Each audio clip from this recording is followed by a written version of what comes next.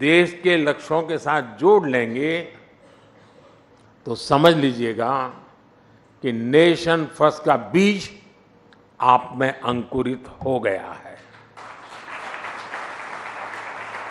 यही nation first का बीज आज सरकार में, सिस्टम में, हर व्यवस्था में, हर व्यक्ति में, देश के कोने कोने में राइजिंग भारत का आधार बन रहा है। सिर्फ अपने लिए ही जिए, सिर्फ अपने लिए जिए तो क्या जिए? जीना है तो देश के लिए, और मरना भी है तो देश के लिए। साथियों, 2014 से पहले और आज की स्थिति में एक और ऐसा अंतर आया है जिसकी उतनी चर्चा नहीं होती। ये चर्चा देश की साख से जुड़ी है। जिस देश की साख गिर रही हो, उस देश के लोगों का स्वाभिमान भी ऊंचा नहीं रह सकता। 2014 के पहले भारत के साथ क्या स्थिति थी? आप याद कीजिए, 2014 से पहले घर घर में भ्रष्टाचार बड़ा मुद्दा था। देश की साख गिर रही थी, लेकिन तब की सरकार झूठे तर्कों के आधार पर अपने घोटालों को डिफेंड करने में जुटी रहती थी। आज स्थिति एकदम अलग है।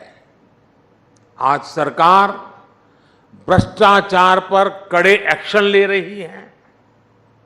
जो एक्शन लिया उसका हिसाब दे रही है, और भ्रष्टाचारी झूठ बोल बोलकर खुद बचाव की मुद्रा में है। तब देश पूछता था कि पावरफुल लोगों पर ईडी, सीबीआई जैसी एजेंसियां एक्शन क्यों नहीं लेती, ये सवाल पूछा जाता था। आज पावरफुल और भ्रष्ट लोग पूछ रहे हैं कि एजेंसियां उन पर एक्शन क्यों ले रही है।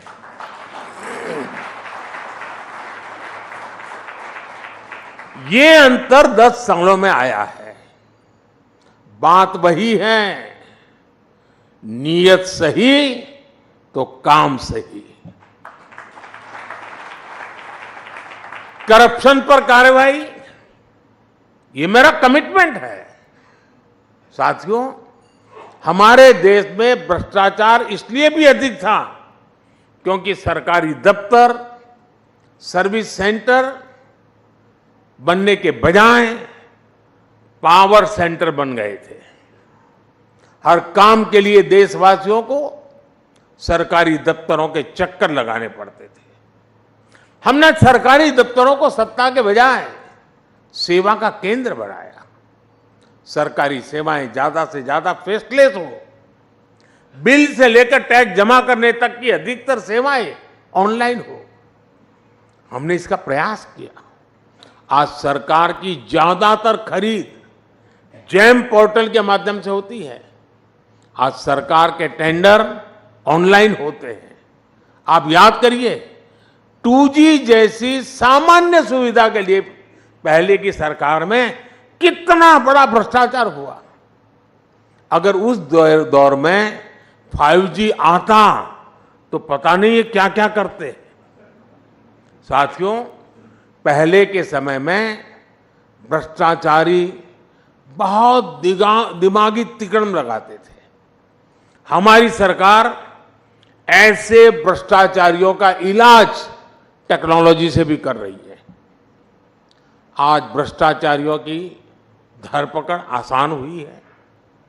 आज मनी ट्रेल को छुपाना और कैश को छुपाना दोनों मुश्किल होते जा रहे हैं। और इसलिए कभी किसी सरकारी बाबू के घर से, बिस्तर से, दीवारों से नोटों की गड्डियां निकलती हैं। कभी किसी कांग्रेस के सांसद के घर से सैकड़ों करोड़ के नोटों के ढेर निकलते हैं। कभी किसी टीएमसी के मंत्री के घर से नोटों के ढेर निकलते हैं। इसलिए चारों तरफ बौखलाहट नजर आती है, बिलबिलाए हुए हैं। और ये सब होता क्यों है? बात वही है, नीयत सही तो काम सही। साथियों, आप में से जो सीनियर हैं, उन्होंने वो दिन भी देखे हैं जब देश के एक प्रधानमंत्री ने कहा था कि दिल्ली से 1 रुपया भेजता हूं तो सिर्फ 15 पैसा गरीब गांव के गरीब तक पहुंचता है।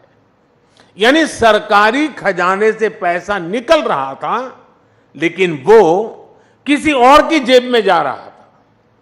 ये ऐसा भ्रष्टाचार था जो सीधे सामान्य जन को प्रभावित करता था। मनरेगा का पैसा सरकारी खजाने से निकलता था, लेकिन मजदूर को मजदूरी नहीं मिलती थी। गैस की सब्सिडी किसी और के खाते में पहुंच जाती थी। अपनी स्कॉलरशिप पाने के लिए भी रिश्वत खिलानी पड़ती थी।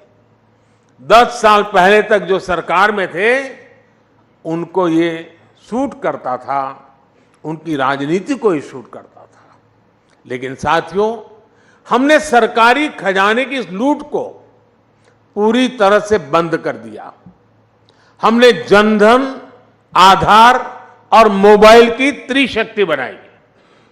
हमने डायरेक्ट बेनिफिट ट्रांसफर डीबीटी के माध्यम से 34 लाख करोड़ 34 लाख करोड़ रुपए सीधे लाभार्थियों के बैंक खाते में पहुंचाए।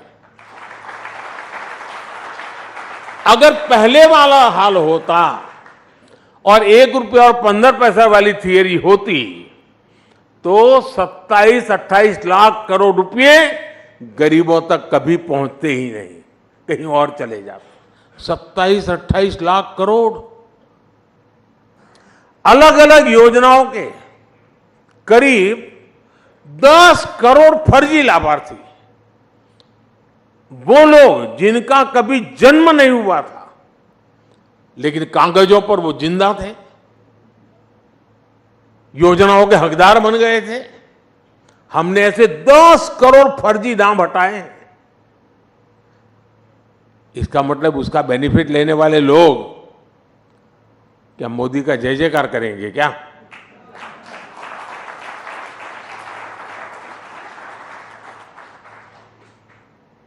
आप हैरान हो जाएंगे, 4 करोड़ फर्जी राशन कार्ड, उसको हमने हटाया। आप कल्पना कीजिए ये कितना बड़ा घोटाला था, गरीबों का कितना बड़ा हक मारा जा रहा था। आज इस हॉल में बैठे हर व्यक्ति को उस गरीब का चेहरा याद करना चाहिए जिसे राशन की जरूरत थी, जिसे राशन मिलना चाहिए था, लेकिन मिल नहीं रहा था। वो गरीब सरकार को कोसता था, अपनी किस्मत को कोसता था। आज हमारी सरकार में उसी गरीब को 1 नेशन 1 राशन कार्ड मिला है। आज हमारी सरकार उसी गरीब को उसके खाते का पूरा राशन मुफ्त दे रहा है। आज वो गरीब जब मुझे आशीर्वाद देता है तो विपक्ष के मन में गालियां फूटती हैं। मेरे लिए भी गालियां, वो गरीब मुझे आशीर्वाद देता है इसलिए उस गरीब को भी गालियां, लेकिन गालियों से कोई फर्क नहीं पड़ेगा। देश ने तो मन बना ही लिया है। फिर एक बार